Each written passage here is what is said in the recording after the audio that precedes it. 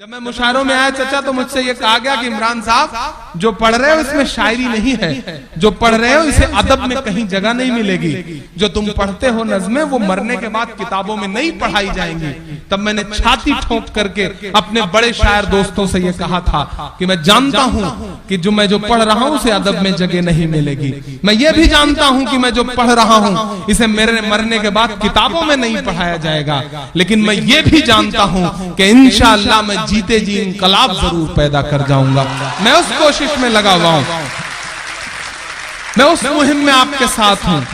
इस मिशन का हिस्सा बनिए, पढ़ाइए अपने बच्चों को। जब तक पढ़ाओगे नहीं, वो तो चाहते हैं कि हम जाहिल रहें, वो तो चाहते हैं कि हम पंचर जोड़ने वाले बन के रह जाएं, वो तो चाहते हैं कि हमारे हाथ में सिर्फ ट्रक और टैक्सी का स्टीयरिंग रहे, वो ये चाहते हैं कि हम सिर्फ पल्लेदार बन के रह जाएं, वो ये चाहते हैं कि हम सिर्फ मजदूर बन के रह जाएं। लेकिन मैं आपसे गुजारिश कर रहा हूं, और मेरी माएं बहनें भी यहाँ बैठी हैं, सबसे बड़ी गुजारिश आपसे करता हूं, आप किसी बच्चे का सबसे पहला स्कूल होती हैं। आप अपनी गोद में जब बच्चे को लेती हैं तो उसी दिन तय हो जाता है कि इस बच्चे को बनना क्या है।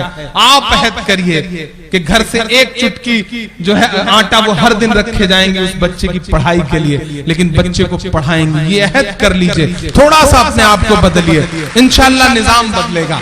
क्योंकि मैं उस जिले से हूं जहां जियाउल हक के साथ वो दुर्घटना हुई, जहां वो हादसा हुआ।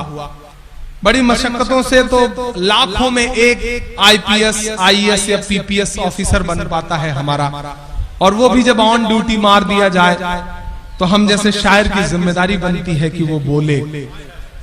मैंने 4 मिसरे कहे। एक बड़ी बात कहता हूं कि जिस शख्स ने वो पूरा वाकया अंजाम दिया वो मेरे जिले का एक बहुत ताकतवर इंसान है।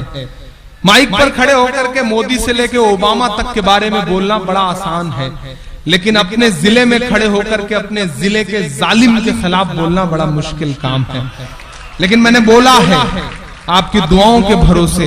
मैं सिर्फ इसलिए बोल लेता हूं कि जब मैं किसी मंच पे खड़ा होता हूं, किसी माइक पर खड़ा होता हूं और बोलना शुरू करता हूं तो मेरी आंखों के सामने शिवपुर का मंजर आ जाता है कि हजारों माएं बहनें मेरे लिए दुआएं करती हैं। मेरी आंखों में हिंदुस्तान के किसी शहर का मंजर आ जाता है, तब मैं कह देता हूं कि अर्श वाले मेरी तकदीर सलामत रखना, अर्श वाले मेरी तकदीर सलामत रखना। जमी के सारे खुदाओं से उलझ बैठा हूं। मैं कोशिश कर रहा हूं कि जालिम के मुंह पर उसको उसके जुल्म का एहसास दिला सकूं, क्योंकि ये भी एक ईमान का हिस्सा है। ये हदीस है, अल्लाह के रसूल ने कहा कि ईमान का 3 दर्जा है। अगर कोई जुल्म कर रहा है और तुम में ताकत है तो उसके सामने अपनी ताकत से जुल्म को रोक दो। नहीं कर सकते तो दूसरा दर्जा यह है कि अगर कोई तुम्हारे सामने जुल्म कर रहा है तो अपनी जुबान से उसे बुरा कहो, उसके सामने उसे बुरा कहो। और सबसे निचला तबका यह है कि अगर ये सब भी नहीं कह सकते तो दिल में उसे बुरा मानो और हट जाओ। तो इंशाअल्लाह अल्लाह ने मुझे दूसरा वाला दर्जा दे रखा है, मैं उसका इस्तेमाल करता हूं कि मिसरे पढ़ता हूं और आपसे दुआएं मांगता हूं। भला इंसान क्या कोई परिंदा तक नहीं मरता, भला इंसान क्या कोई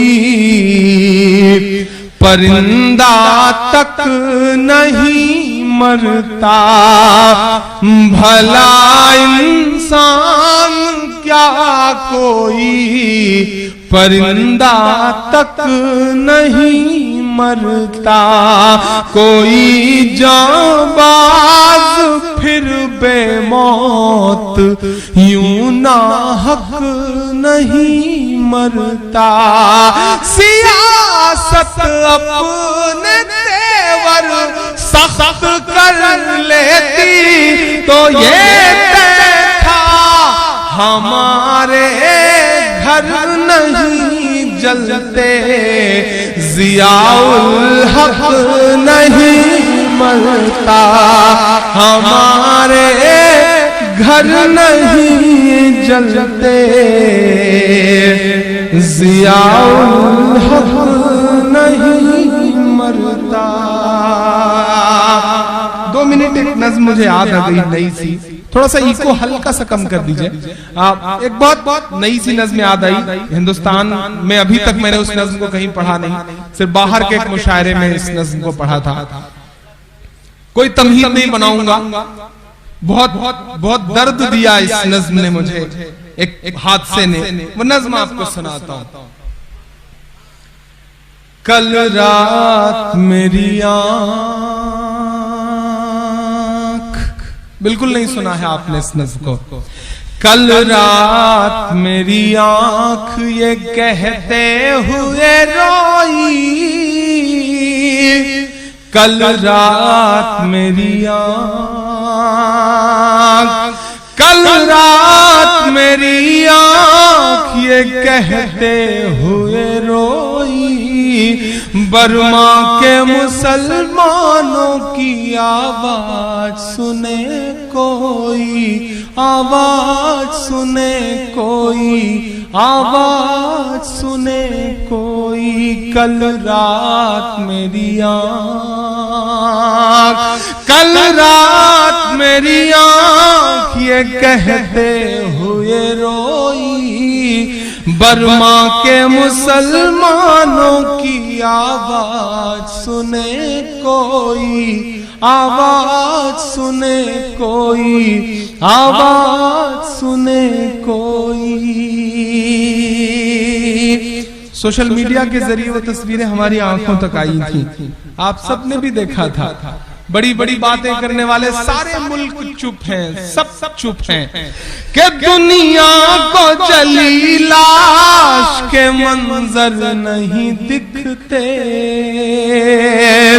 दुनिया को जली लाश के मंजर नहीं दिखते, मुर्दा हुए हैं सांस के मंजर नहीं दिखते, मुर्दा हुए हैं सांस के मंजर नहीं दिखते, हथियार लिए फिरते हिंसा के पुजारी, हथियार लिए फिरते अहिंसा के पुजारी, और खून भरी प्यास के मंजर नहीं दिखते, और खून भरी प्यास के मंजर नहीं दिखते।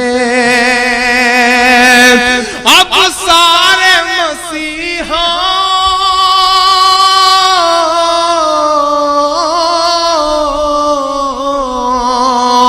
अब सारे मसीहाओं की गैरत कहाँ खोई, बर्मा के मुसलमानों की आवाज सुने कोई, आवाज सुने कोई, आवाज सुने कोई।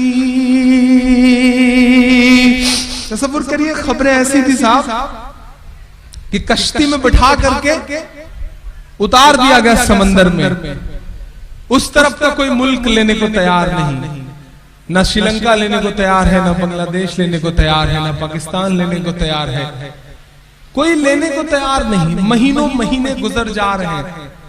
मैं मिसरे पढ़ता हूं, शायद शायर हूं, अल्लाह ने बहुत हसास तक दिल दे रखा है। ये सब तस्वीरें बड़ी रुलाती रही मुझे। मैं बंद पढ़ता हूं।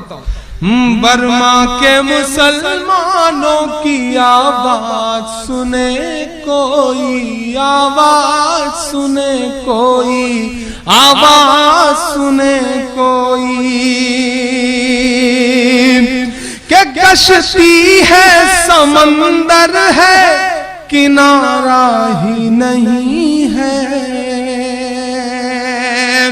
कश्ती है समंदर है किनारा ही नहीं है बेसरो सामान सहारा ही नहीं है बेसरो सामान सहारा ही नहीं है।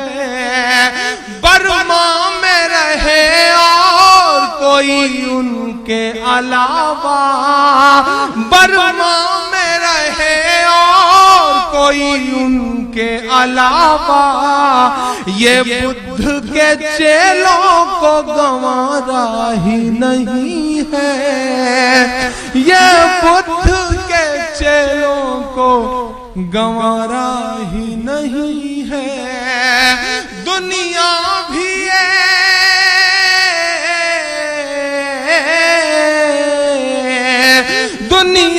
भी ये नामर्द है, चुपचाप है सोई। बर्मा के मुसलमानों की आवाज सुने कोई, आवाज सुने कोई, आवाज सुने कोई, आवाज सुने कोई, आवाज सुने कोई। बहुत शुक्रिया।